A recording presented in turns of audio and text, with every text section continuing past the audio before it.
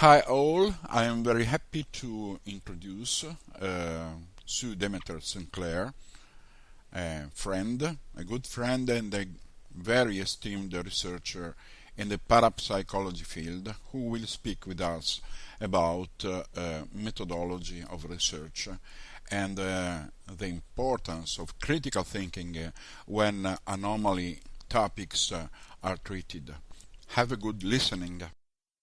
Hello, I'm Sue Demeter St. Clair, and I want to start off by giving a big thank you to the hosts of Radio Alchemy for allowing me to sound off on a topic that, well, I'm very passionate about. For those of you who don't know me or are not familiar with my work, I'd like to take a few minutes to introduce myself to you and to give you perhaps some insight into myself and where I'm coming from with this particular podcast. First off, I'm an anomalies researcher based out of Toronto, Canada. My focus is on scientific parapsychology, psychical research, and UFOs. Well, mostly UFOs, as I have personally experienced those. I have conducted research on behalf of the Defense Studies Department of the Canadian Forces College here in Canada on the theme of military institutional responses to anomalies, of which I was considered uniquely qualified. I have also edited several academic works on the topics of UFOs, social psi, or psychic phenomena, and poltergeists. I've been studying these topics now for the better part of 17 years, and I've also conducted in the field research on spook lights or anomalous light phenomena. I am a founding member of PsyCan, which is Paranormal Studies and Investigations Canada, which is a not-for-profit organization that is dedicated to the research, study, and exploration of a diverse range of topics that are considered to be, well, paranormal.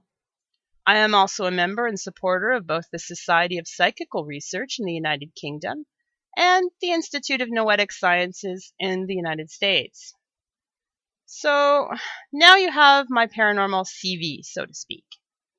And while I never like using the word expert because we're dealing with so many unknowns, I would like to think of myself as someone who, at the very least, is quite knowledgeable in these subjects. I'm not a professional scientist, but I am a science nerd. I'm also a sci-fi geek, and I'm a gamer. I can talk for hours and hours and hours on the subjects of consciousness, reality, artificial intelligence, time travel, and the impossible. I really love this stuff. And of course, I love quantum mechanics. I say I love quantum mechanics, and I do. I'm so totally thrilled by Hugh Everett's Many Worlds interpretations, just for one example. And I feel very fortunate in that I can understand the basics of quantum mechanics or quantum physics. Mathematics was not a strong suit of mine in high school. And the mathematics used by quantum physicists to come up with their equations, well, that is scary math. Very scary math. And I would never pretend that I fully get that. In fact, I would be less than honest if I did.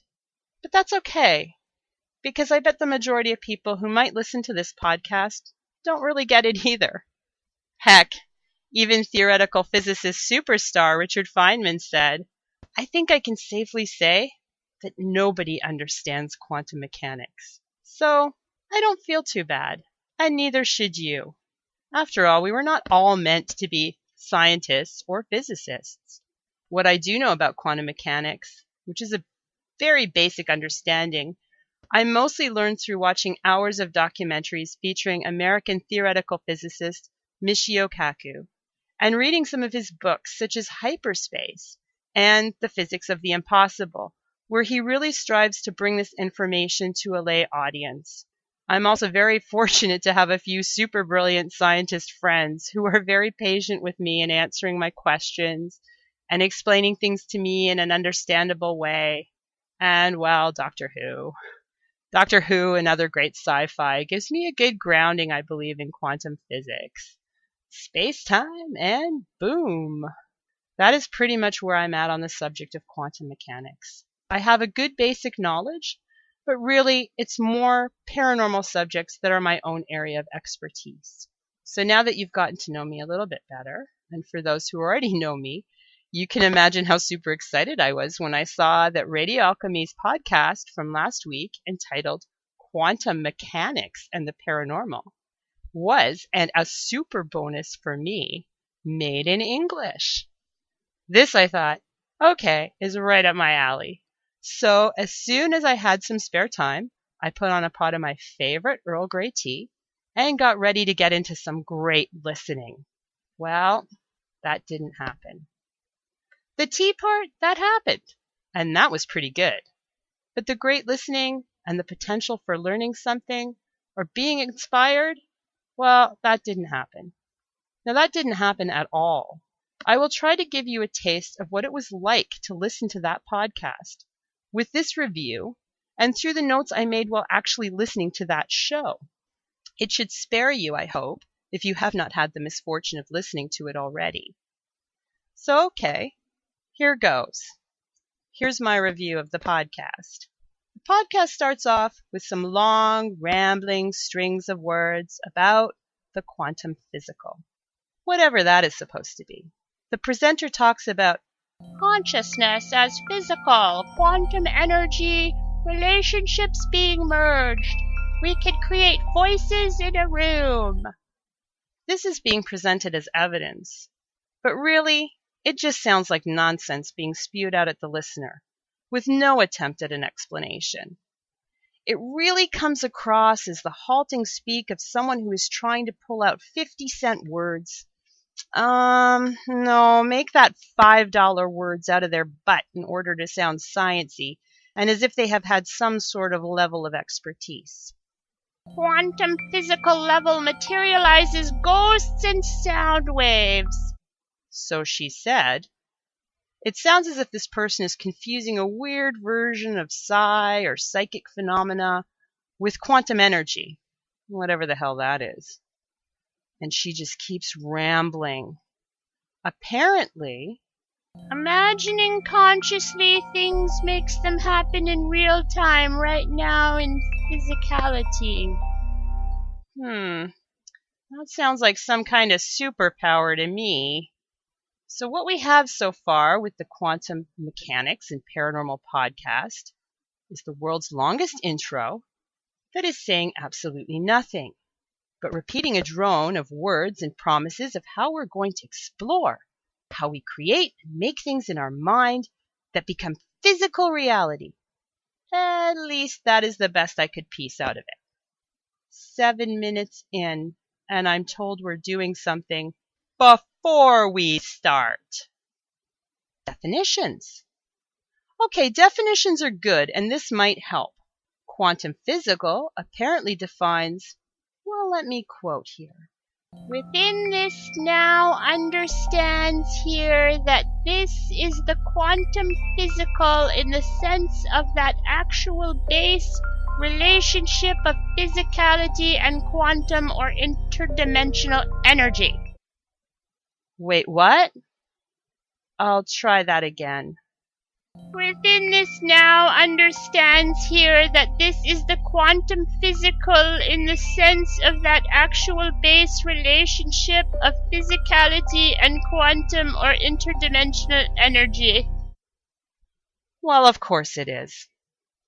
Apparently, this is about an equation, without an actual equation, between the mind and body that lets us exist in the imagination. I think, and yeah, I may have been transported to an imaginary world as the drone of the podcast could have put me into a REM state. Apparently, the equation or relationship between the physical and quantum energy is so minute, but it dominates one or the other depending on where you are in this podcast, or something, at which point we're told that when you look at the physical, there is none.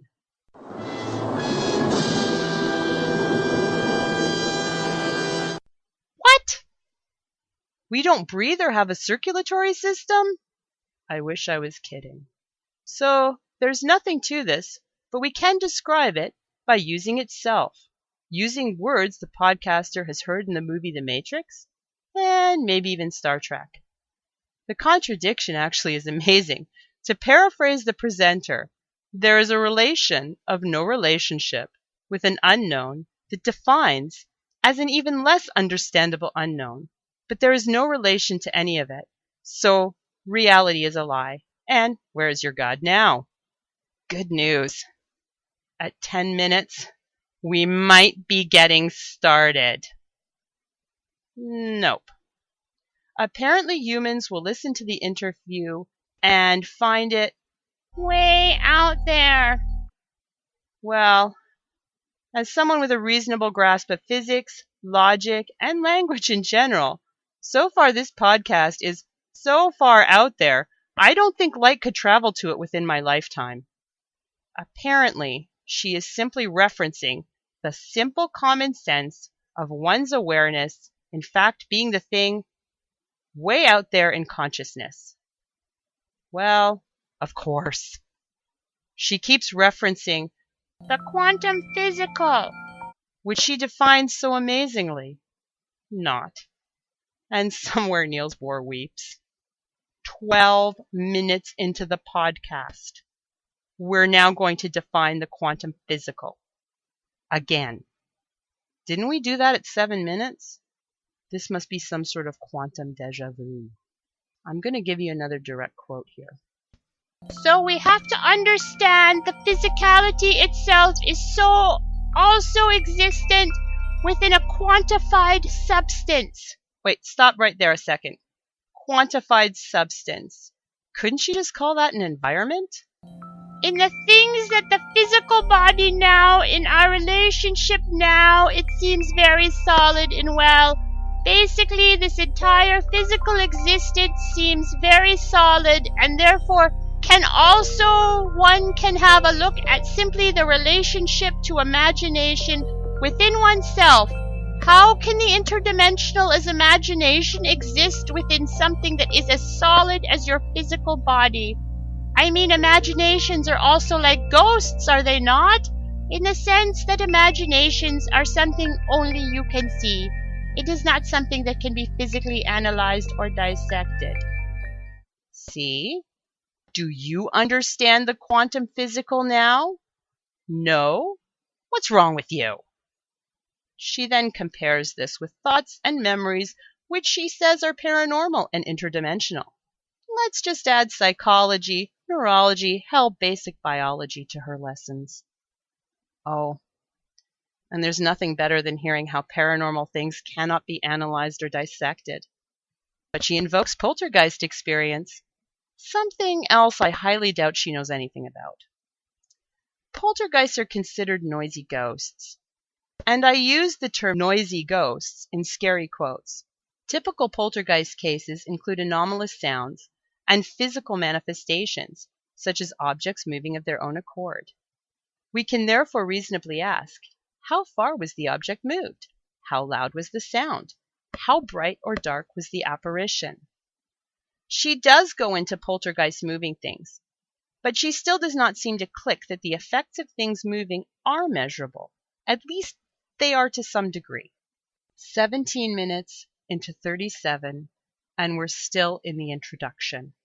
She's describing psi now, and liberally dropping in the word quantum, and not defining anything, especially the energy that is at play, or so she says.